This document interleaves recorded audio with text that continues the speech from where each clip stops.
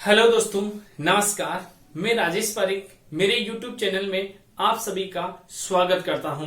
दोस्तों, आज मैं लेके आया हूं आपके लिए राजस्थान पुलिस सेकंड पारी का राजस्थान पुलिस का पेपर हल 30 रीजनिंग के प्रश्न, यानी रीजनिंग के 30 प्रश्न आए थे। तीसरों प्रश्नों का आपको व्याख्या सहित हल आपको आज मैं करवाऊंगा। 30 प्रश्न में कौन कौन से चैप्टर से आए, कैसे कैसे उनका हल होगा, हर प्रश्न का हल अपन व्याख्या सहित देखेंगे। तो दोस्तों, स्टार्ट करते हैं राजस्थान पुलिस द्वितीय पारी पेपर सॉल्यूशन। देखिए दोस्तों, पहला प्रश्न जो आपके सामने मैं लेके आया हूं, राजस्थान पुलिस की दूसरी पारी में पहला प्रश्न आया था।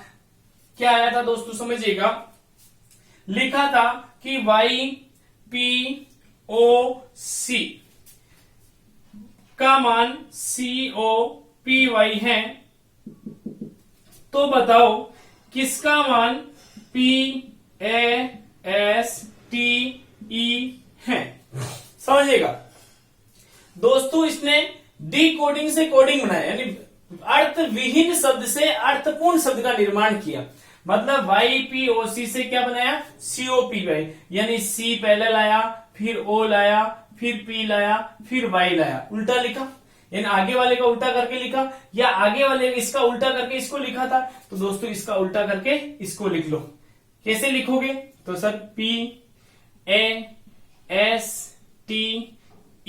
आंसर क्या आएगा, ETSAP। आपके ऑप्शन में ETSAP आपको जिस ऑप्शन में दे रखा है ETSAP बी ऑप्शन दे रखा है, तो वो सही हो जाएगा। तो इसका उल्टा ये है और इसका उल्टा ये है। तो प्रश्न संख्या 2 लेते हैं दोस्तों।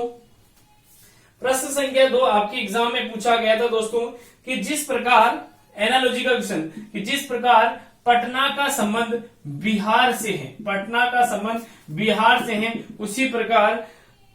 उसी प्रकार भोपाल का संबंध किससे होगा। दोस्तों, प्रश्न संख्या 2, जिस प्रकार पटना का संबंध बिहार से है, उसी प्रकार भोपाल का संबंध आपके पड़ोसी राज्य MP से है। किसका संबंध है, MP से। कंप्लीट है। अगला लिखते हैं प्रश्न संख्या 3। प्रश्न संख्या 3 आपके सामने है दोस्तों। ANT से उसने बनाया है दोस्तों, आपको क्या बनाया दोस्तों, ZBMOSU। अगर ANT को JBMOSU लिखा जाता है, तो बताओ, उसने पूछा है आपसे, बताओ CAP को क्या लिखा जाएगा। दोस्तों, प्रश्न संख्या 3, इसमें जो आपको कॉन्सेप्ट लगाना है कि 3 अक्षर से 6 बनाए, तो कुछ ना कुछ किया होगा। तो दोस्तों समझना, ये A है, 1 है, इसमें से 1 को लेस किया तो कितना आ जाएगा, Z, और इस A में 1 को जोड़ दिया तो क्या आ गया, 2। फिर इसमें से 1 लेस किया कि सर 14 में से 1 गया तो 13, और 1 प्लस किया, 1 माइनस किया और 1 प्लस किया, तो 14 और 1 15 O। फिर इसमें से T आता है 20 पे, 20 में से 1 माइनस किया तो क्या आ गया 19, और 1 प्लस किया तो क्या आ गया 21। तो दोस्तों, जो भी अक्षर दे रखा था उसमें से 1 माइनस करके 1 प्लस करके 2 शब्द बनाए, फिर वापस 1 माइनस करके 1 प्लस करके 2 शब्द बनाए, तो इस प्रकार CAP का क्या होगा। तो दोस्तों, ये 3 पे आता है, 1 पे आता है, 16 पे आता है। इस 3 में से एक बार माइनस 1, एक बार प्लस 1, फिर इस 1 में से एक बार माइनस और एक बार प्लस, फिर इस P में से एक बार माइनस और एक बार प्लस। दोस्तों, 3 में से 1 गया तो कितना है, 2 पे आएगा B, 1 प्लस किया 4 पे आएगा D, 1 माइनस किया Z, 1 प्लस किया तो B, 1 माइनस किया तो 15 यानी O, और 1 प्लस किया 17 Q। तो दोस्तों, BD JB OQ option number D इसका सही हो जाएगा। यानी एक पहले माइनस करना फिर प्लस करना, ये 2 अक्षरों का निर्माण कर रहा है एक अक्षर। कंप्लीट है दोस्तों। प्रश्न संख्या 4 लेते हैं। आपके एग्जाम में है, आपको श्रृंखला से क्वेश्चन पूछा गया था दोस्तों। U21 O15 19 नहीं है दोस्तों, I और 9 है, कोमा F और 5 है, सॉरी E और 5 है। क्वेश्चन मार्क यहाँ क्या आएगा दोस्तों समझना। ये 21 पे आता है 21 लिखा सर, ये टोटल कितने हो गए 42। सर 15 पे आता है 15 लिखा, टोटल कितना हो गया 30। सर 9 पे आता है 9 लिखा, टोटल कितना हो गया 18। 5 पे आता है 5 लिखा तो कितना हो गया 10। कितना हो गया 10। तो समझिएगा 42 में से कितने गए 12 गए 30। 30 में से कितने गए 12 गए 18। 18 में से कितने गए 8 गए। दोस्तों यहाँ 12 गए 12 गए 8 गए तो अब भी डबल बार 8 जाएगा, तो 10 में से 8 गए तो कितना आएगा 2। अब 2 ऑप्शन में किसका आंसर है, तो ए और 1 का आंसर है। किसका है A1 का, इसलिए आंसर क्या होगा ए और 1, 1 और 1 2। कंप्लीट है क्या, प्रश्न संख्या 4 कंप्लीट है। चलो प्रश्न संख्या 5 लेते हैं। आपसे पूछा गया सीरीज का क्वेश्चन 2, 5, 11, 23, 47। 2, 5, 11, 23 और 47। दोस्तों समझ लेगा, into 2 plus 1, into 2 plus 1, into 2 plus 1, into 2 plus 1। तो इंटू 2 प्लस 1 करेंगे। 2 दूनी 4 और 1 5, 5 दूनी 10 और 1 11, 11 दूनी 22 और 1 23, 23 दूनी 46 और 1 47, 47 दूनी 94 और 1 95। आंसर कितना आ जाएगा दोस्तों 95। कंप्लीट है। प्रश्न संख्या 6 लेते हैं दोस्तों, ये 5 था। प्रश्न संख्या 6 समझिएगा। एक एक प्रश्न को मैं दोस्तों डिटेल से समझा रहा हूं, वीडियो को पूरा जरूर देखें, अपने सभी दोस्तों को शेयर करें। दोस्तों मेरे द्वारा ऑल कॉम्पिटिटिव एग्जाम की तैयारी कर रहे सभी युवा साथियों के से आग्रह है कि आप मेरे वीडियो को पूरा देखें, शेयर करें। मैं आपको ऑल कॉम्पिटिटिव एग्जाम में आने वाले हर कॉन्सेप्ट का इस क्लास में अध्ययन करवाऊंगा, और मेरे यूट्यूब चैनल में आपको मैं ऑनलाइन अध्ययन करवाता हूं, तो उसका भी आप देख सकते हैं। दोस्तों अगला प्रश्न लेते हैं, एच प्रश्न संख्या 6, एच के ओ सॉरी क्यू और जेड, एच के क्यू जेड, एच के क्यू जेड और क्वेश्चन मार्क। समझिएगा सर, ये एच है 8, ये है 11, ये है 17, ये है 26। दोस्तों 8 में 3 जोड़ा, 11 में 6 जोड़ा, इसमें 12 जोड़ा, 12 क्या 6 3 9 जुड़ा। तो आगे क्या जोड़ेंगे समझिएगा, 8 में 3 जोड़ा 11, 11 में 3 का डबल 6 जोड़ा 17, 17 में 9 जोड़ा, 17 में 9 जोड़ा तो 26, यानी 3 6 9। अब क्या जुड़ेगा 12, तो कितना हो जाएगा 12 का एल। क्या आ जाएगा आंसर, तो जेड तो आ गया, जेड के बाद 12 का क्या आ जाएगा एल। कंप्लीट है दोस्तों, यानी 3 6 यानी 3 दिन बढ़ते जा रहे हैं, 3 6 9 12 जुड़े। अब आगे क्वेश्चन देखिए दोस्तों, आगे आपको प्रश्न आया, बहुत ही इजी क्वेश्चन आया दोस्तों, बहुत ही इजी क्वेश्चन आया। ऐसा प्रश्न दे रखा है आपको,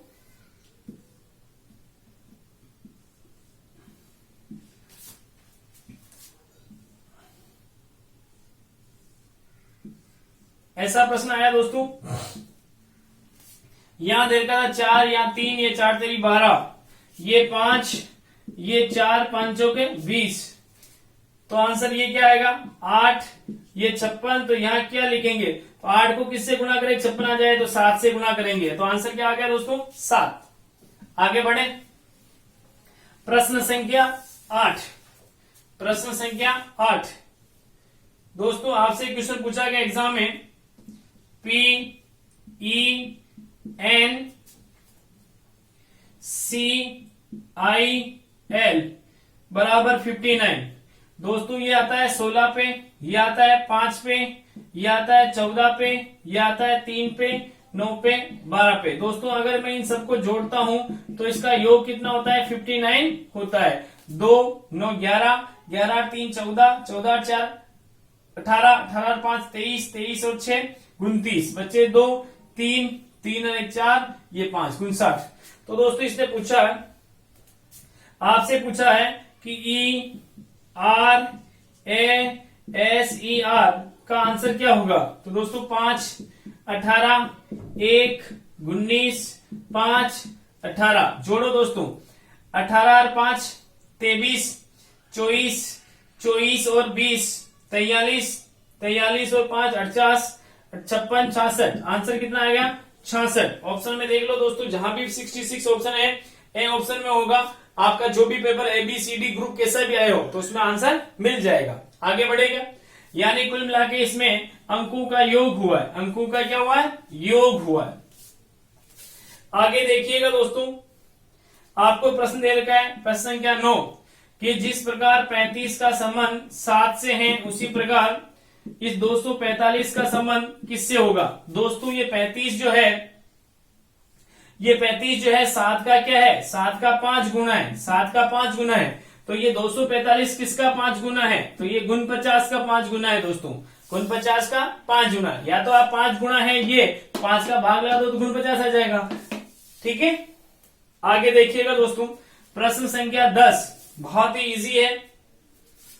आपसे एग्जाम में पूछा गया कि 64, 16 और 4 इन तीनों में जो रिलेशन है वो रिलेशन ऑप्शन में किस में है? तो दोस्तों ऑप्शन आप देखोगे तो आपको मिलेगा 3, 9 और 27, क्योंकि ये 4 है, ये 4 का स्क्वायर है और ये 4 का क्यूब है, यानी ये 4 का घात 1 है, 2 है, 3 है, तो ये 3 की घात 1 है, ये 3 की घात 2 है, ये 3 की घात 1 है, 3 की घात 2 है, 3 की घात 3 है। दोस्तों ये आधार सेम है, घाते 1 2 3 हो रही थी, यहाँ भी आधार सेम है, घाते 1 2 3 हुई है। तो ऑप्शन में जहां भी आपको 3, 9, 27 लिखे वह आंसर हो जाएगा। अगला प्रश्न देखिए मित्रों, क्वेश्चन नंबर 11 आपको दे रखा है दोस्तों 15-5-2-1। अब आपको ऑप्शन में दोस्तों ऐसे इंटू बराबर माइनस, भाजक बराबर प्लस, इंटू माइनस बराबर, इंटू भाजक प्लस, ऐसे 4 साइन दे के इसमें रख के देखना, जिसमें इक्वल आ जाए वही आंसर होगा। तो दोस्तों यहां मैं बी ऑप्शन रखूंगा। क्या रखूंगा? बी, कि सर 15 भाजक 5, फिर बराबर का साइन, फिर 2 और इस साइन की जगह क्या लिखूंगा? प्लस। तो क्या है दोस्तों, 15 में 5 का भाग दिया तो 3 बराबर 3, यानी आंसर क्या हो गया दोस्तों? B option. अगला क्वेश्चन है क्वेश्चन नंबर 12, प्रश्न संख्या 12 देखिए दोस्तों, बहुत ही अच्छा क्वेश्चन है। मेरे द्वारा मैराथन क्लास में आपको जो कॉन्सेप्ट दिए गए दोस्तों, मेरे यूट्यूब चैनल पे देखिए, तो आपको जहां भी मैराथन क्लास में आपको कॉन्सेप्ट दिए गए कि आपके 8 से 10 क्वेश्चन आएंगे उन 3 टॉपिक में से, मैराथन क्लास के 3 टॉपिक में से, तो वही प्रश्न आए दोस्तों।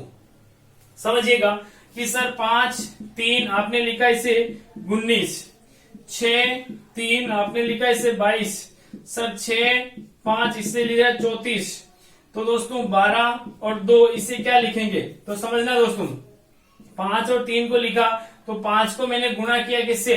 5 इंटू 3 और प्लस मर्जी के 4 जोड़े, मर्जी के 4 जोड़े 4, तो सर यहाँ मर्जी के 4 जोड़ के आपने 19 लाए, तो यहाँ भी मर्जी के 4 जोड़ो, ये सर जोड़ दिया, 6 3 18 4 कितने हो गए? 22, और यहाँ भी मर्जी के 4 जोड़ो, 30 और 4 34, तो यहाँ भी जोड़ो, 12 दूनी 24 और 4 कितने हो जाएंगे? 28। आंसर कितना आएंगे दोस्तों? 28। कंप्लीट है। चलिए प्रश्न संख्या 13, प्रश्न संख्या 13 देखिए मित्रों, आपको दे रखा है वेन आरेख का प्रश्न। उपकरण, कुल्हाड़ी, कुल्हाड़ी और चाकू, उपकरण, कुल्हाड़ी और चाकू, कौन सा डायग्राम बनेगा? ये उपकरण है, ये कुल्हाड़ी भी उपकरण है, चाकू भी उपकरण है, तो ये तो हो गया कुल्हाड़ी और ये हो गया चाकू और ये हो गया उपकरण। ऐसा डायग्राम जिस ऑप्शन में दे रखा वह सही होगा दोस्तों। चलिए प्रश्न संख्या 15 देखते हैं। आगे आपको दे रखा है दोस्तों वर्गीकरण का, गोभी, गोभी, पत्ता गोभी, सी ऑप्शन दे रखा सूरजमुखी, सूरजमुखी, और डी ऑप्शन दे रखा आलू। तो समझिएगा मित्रों, 4 दे रखा, चारों में कौन डिफरेंट है, अलग कौन है? इन चारों में से 3 में समानता है दोस्तों। तो क्या समानता है कि सर गोभी, पत्ता गोभी, आलू तीनों सब्जियां हैं, जबकि सूरजमुखी तो अपने आप में फूल है। तो सी ऑप्शन सही होगा। क्या होगा दोस्तों? C option. यानी यहाँ सूरजमुखी आंसर आएगा दोस्तों, सूरजमुखी। अरे हुआ क्या, आगे बढ़े, चलिए दोस्तों आगे चलिए। प्रश्न आया है आपके एग्जाम में,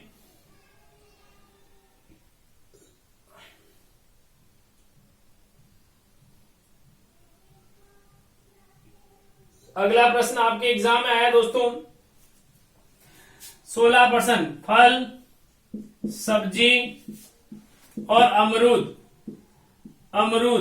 फल, सब्जी और अमरूद। दोस्तों ये अमरूद जो है एक फल है, इसलिए फल वाले डायग्राम में आएगा, और सब्जी अलग है, तो ऐसा डायग्राम जहां भी बना हुआ दिखे वही आंसर होगा। कंप्लीट है, चलिए आगे बढ़े। प्रश्न संख्या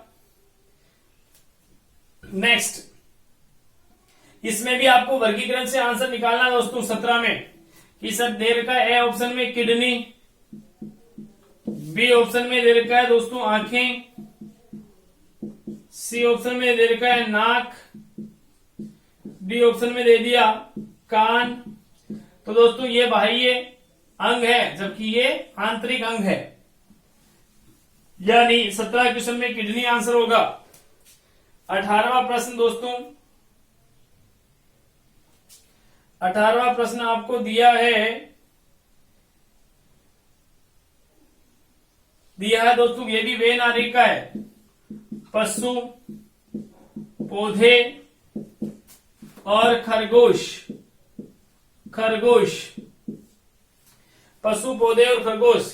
दोस्तों ये पशु है, ये पौधे हैं, ये खरगोश है। तो दोस्तों पौधे अलग हैं, और ये खरगोश जो है किस में आएगा, खरगोश अपने आप में एक तरह से पशु में आता है, जानवर की श्रेणी में आता है। ठीक है, अगला क्वेश्चन देखें।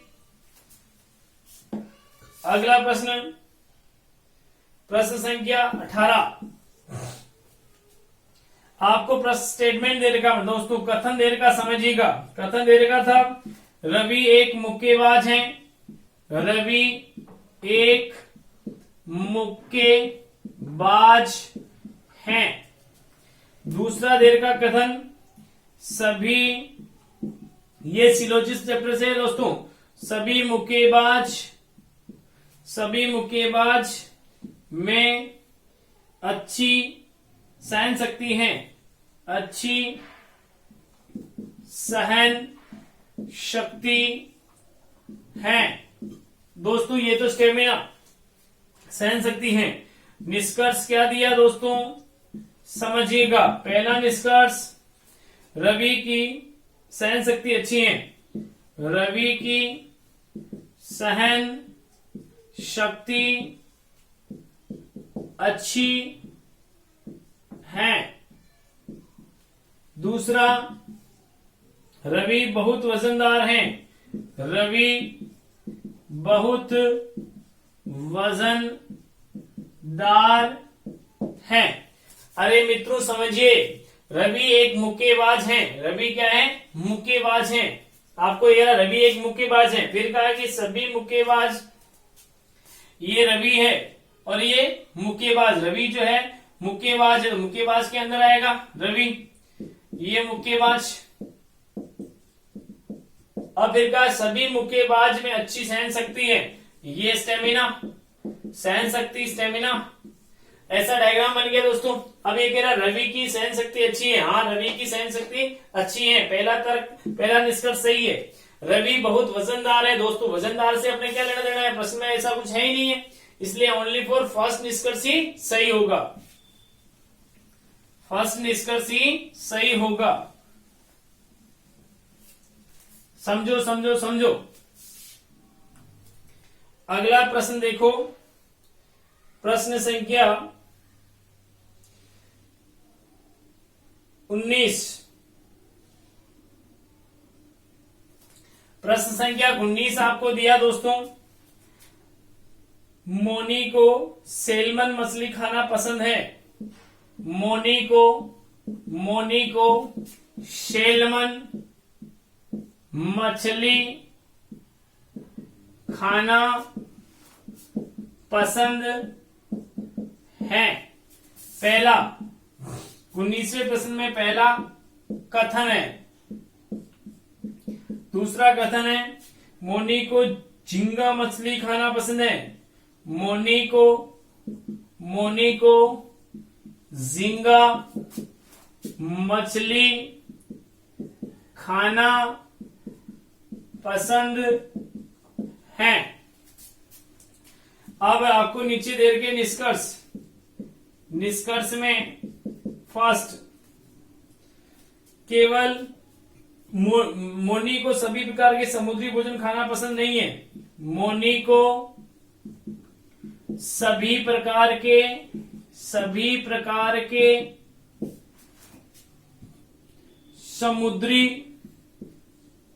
समुद्री भोजन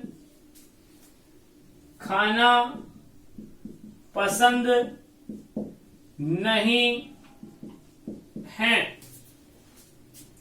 सेकंड, मोनी को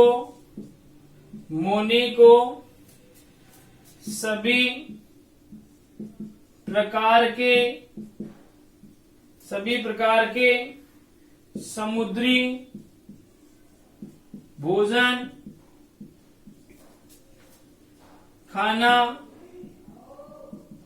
पसंद है। मोनी को सभी प्रकार के समुद्री भोजन खाना पसंद है। दोस्तों इसने स्टेटमेंट में ये कहा कि मोनी को सैल्मन मछली खाना पसंद है। इसका मतलब तो ये नहीं हुआ कि सारे समुद्री भोजन खाना पसंद है। तो इसने कहा सभी प्रकार के समुद्री भोजन खाना पसंद नहीं है। पसंद नहीं है ये भी गलत है, और पसंद है ये कहे तो भी गलत है। तो दोस्तों क्या आ जाएगा? डी ऑप्शन, नहीं तो फर्स्ट और नहीं सेकंड। इसने कहा झींगा मछली खाना पसंद है। इसका मतलब भी ये नहीं हुआ कि उसको सारे समुद्री भोजन खाना पसंद है। और इसने कहा सैल्मन मछली खाना पसंद है, झींगा मछली खाना पसंद ऊपर खाना पसंद नहीं है, यहाँ पे नहीं लिखा दोस्तों। तो आपको सैल्मन मछली खाना पसंद नहीं है, इसका मतलब तो ये तो नहीं हुआ कि सारे के सारे भोजन भी खाना पसंद नहीं है। और झींगा खाना पसंद है, इसका मतलब भी ये नहीं हुआ कि सारे खाना पसंद है। इसका मतलब आपका डी ऑप्शन हो जाएगा, नहीं तो फर्स्ट और नहीं सेकंड निष्कर्ष निकलता है। कंप्लीट है। तो डी ऑप्शन, नहीं तो फर्स्ट नहीं सेकंड, नहीं सेकंड। समझ में आया? चलिए अगला प्रश्न लेते हैं। समझिएगा क्वेश्चन संख्या 20। आपको इस प्रकार से एक पासा दे रखा है दोस्तों, प्लस माइनस बराबर। दोस्तों आपको मैंने समझाया था हमेशा क्लॉक एंटी क्लॉक घुमा दो।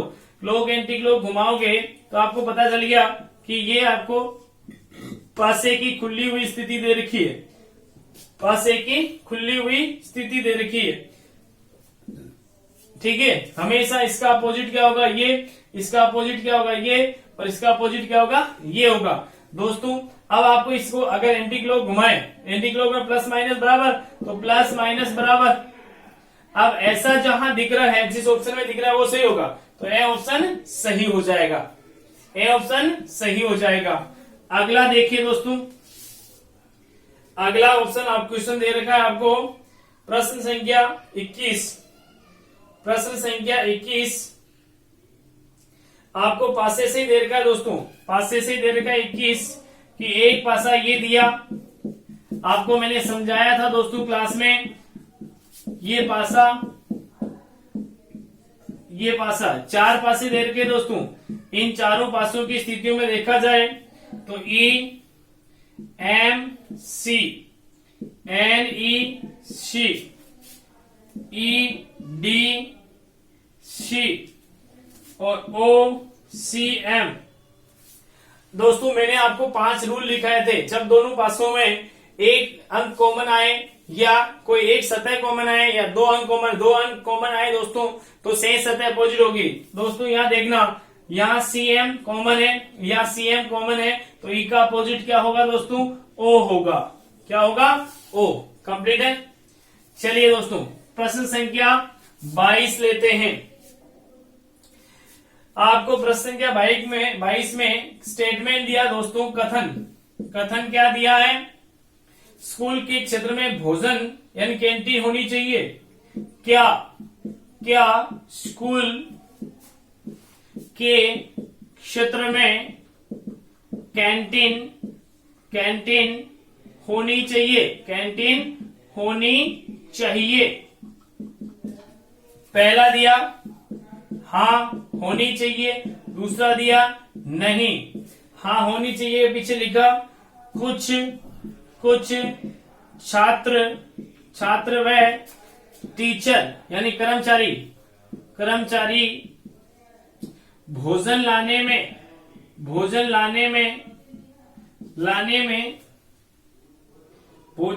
में असमर्थ हैं या असुविधाजनक है? असमर्थ है। तो हाँ इनके लिए तो अच्छी बात है। अगर कोई कर्मचारी या बच्चे घर से भोजन नहीं लाए, कैंटीन होने से क्या भोजन मिल जाएगा उनको, तो ये तो अच्छी बात कह रहा है। दूसरा क्या है, कैंटीन नहीं होनी चाहिए, और उसके पीछे रीजन क्या कहा कि स्कूल के क्षेत्र में भोजन ग्रह नहीं होना चाहिए, रीजन कुछ दिया ही नहीं, इसका मतलब ये गलत है। तो ओनली फॉर फर्स्ट है कि हाँ भोजन कैंटीन होनी चाहिए आपके स्कूल के क्षेत्र में। प्रश्न संख्या 23 दोस्तों समझिएगा। प्रश्न संख्या 23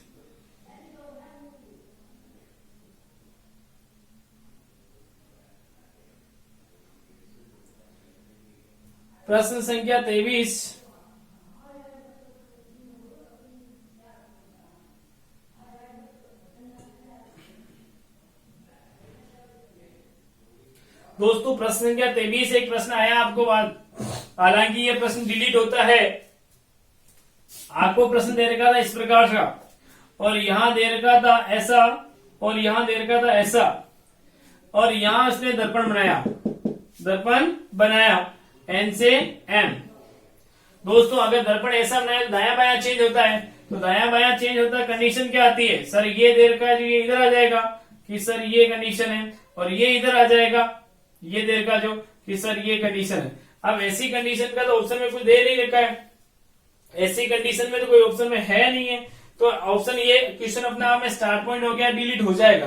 फिर भी यदि इस क्वेश्चन को सही करना चाहें तो क्या हो जाएगा, अब जब ये प्रश्न ऐसा आ जाए तो अपन इसको क्या कर सकते हैं, दाया बाया चेंज होगा, ये इधर आ गया ये इधर गया।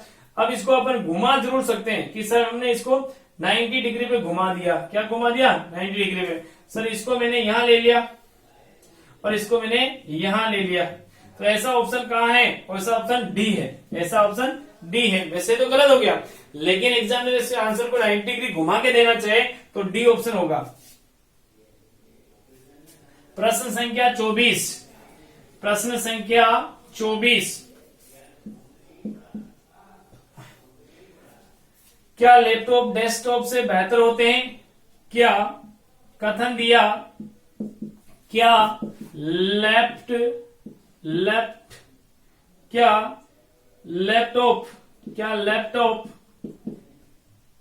डेस्कटॉप से बेहतर होते हैं? पहला और दूसरा, पहला हाँ और हाँ में क्या कहा, उन्हें कहीं भी ले जाया जा सकता है, उन्हें कहीं भी ले जाया जा सकता है, उन्हें कहीं भी ले जाया जा सकता है, कहीं भी ले जाया जा सकता है। तो ये तो सही हो गया दोस्तों। और दूसरा का नहीं, ये विन्यास नहीं के पीछे उसने तर्क क्या दिया कि वे निम्न विन्यास के होते हैं। अरे विन्यास तो चेंज हो सकता है, कॉन्फिडेंट तो हो सकता है, नए वर्जन भी आ सकते हैं दोस्तों। तो यहाँ ओनली फॉर फर्स्ट तर्क ही मजबूत होगा, ठोस होगा। प्रश्न संख्या नेक्स्ट 25 दोस्तों आपको प्रश्न दे रखा है 25 प्रश्न जो आपको दिया है दोस्तों वो दिया है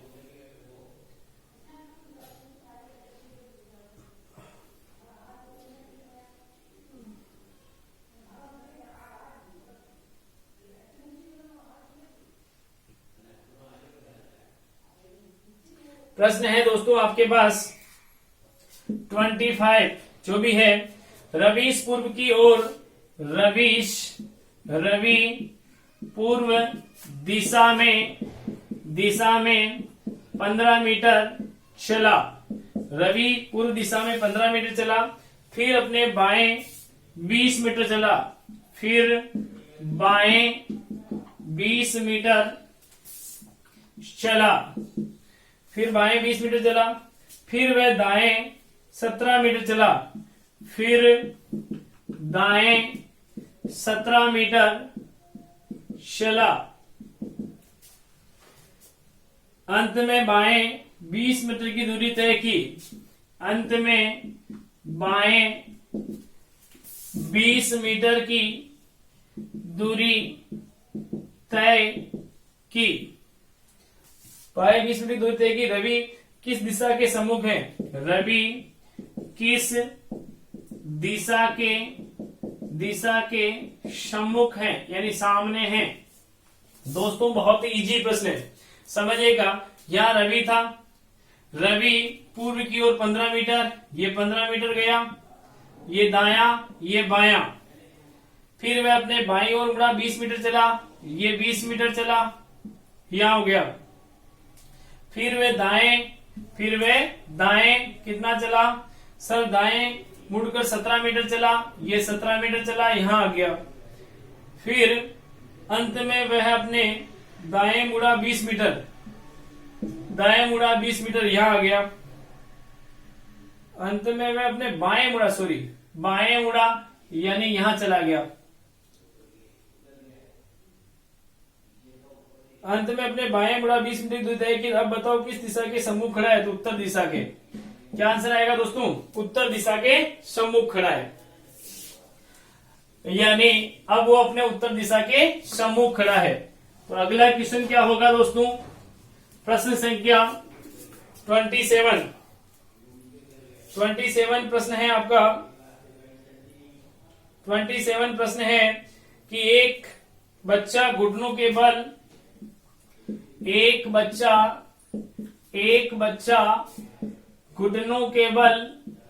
घुटनों के बल पूर्व की ओर 1 मीटर चला। अब वह दाएं और 2 मीटर चला। अब वह दाएं 2 मीटर चला। अब वह दाएं 2 मीटर चला। इसके बाद यू टर्न लेकर 4 मीटर चला। यू टर्न लेकर 4 मीटर चला। अंत में वह अपने दाईं ओर मुड़ता है। अंत में वह अपने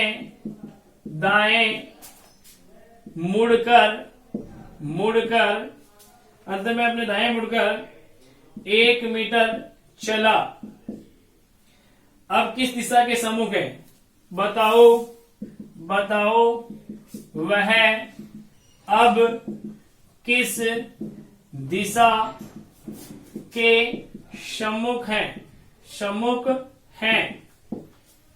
दोस्तों समझना, एक बच्चा घुटनों के बल पूर्व की ओर गया। दोस्तों यहां समझना, एक बच्चा यहां था, घुटनों के बल पूर्व दिशा में गया, पूर्व दिशा में 1 मीटर चला, ये 1 मीटर। फिर दाएं मुड़ता है 2 मीटर, ये दाएं मुड़ा, ये दाया 2 मीटर चला। फिर दाएं मुड़कर 2 मीटर चलता है। इसके बाद यू टर्न लेकर 4 मीटर चला। यू टर्न लेकर ये 4 मीटर चला, यहां आ गया। यू टर्न लेकर 4 मीटर चला। अंत में वह अपने दाईं ओर मुड़ता है 1 मीटर, ये दाईं ओर मुड़कर 1 मीटर चला, पश्चिम दिशा में जा रहा है। तो बताओ बच्चा किस दिशा के सम्मुख है? पश्चिम दिशा के। तो आंसर क्या आएगा दोस्तों? पश्चिम दिशा। क्या आएगा? पश्चिम दिशा। कंप्लीट है? अरे हुआ?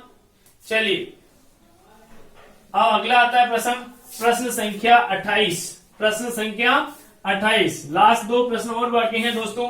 प्रश्न संख्या 28 देखिएगा। प्रश्न संख्या 28 आपको दे रखा है। प्रश्न संख्या 28 आपके एग्जाम में पूछा गया।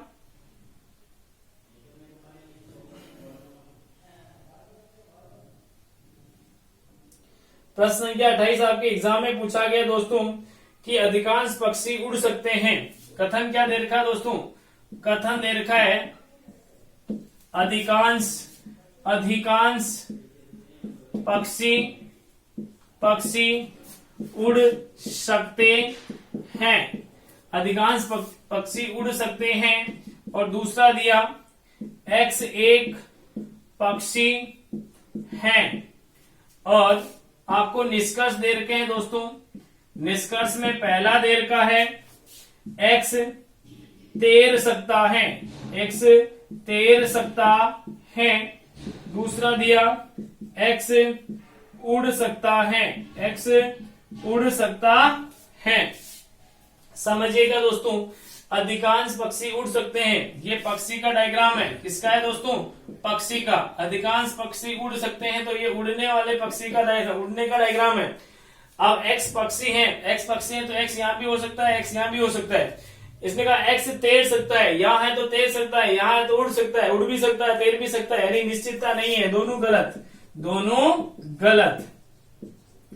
X उड़ भी सकता है, नहीं भी उड़ सकता है, इसलिए दोनों ही गलत दोस्तों। नए निष्कर्ष फर्स्ट और नए निष्कर्ष सेकंड सही होगा। प्रश्न संख्या 29